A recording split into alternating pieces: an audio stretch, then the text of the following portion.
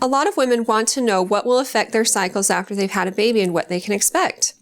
Only about 7% of women have their periods start shortly after their baby's born. Most women have their periods start within 12 to 24 months after their baby's born, and this correlates with a few different things. First off, if you're breastfeeding, the hormones that support lactation will suppress ovulation.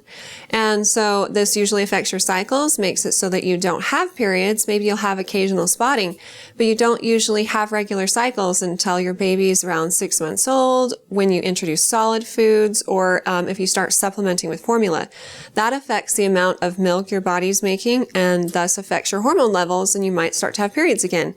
But there are women who don't have a period at all until they stop nursing. So every woman's body is a little bit different. A lot of women use contraception after they've had a baby, and that's a good idea because studies have shown that ideal birth spacing is 2.5 to 3 years from the delivery of one baby to the delivery of the next.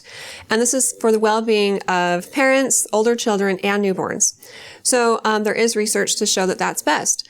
If you're using certain types of contraception, and there are a few that can be used while you're breastfeeding, they might affect your cycles as well. For example, take an IUD. Even after you stop nursing your baby, you may not have periods because that's a normal side effect of an intrauterine device, or IUD.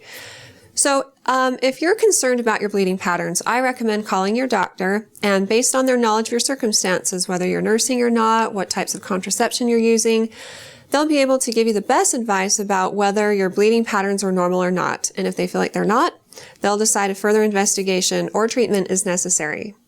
Good luck with everything, and if you have more questions for me in the future, please feel free to ask them on our Facebook page at facebook.com/Intermountain Moms, and recommend us to your friends and family too.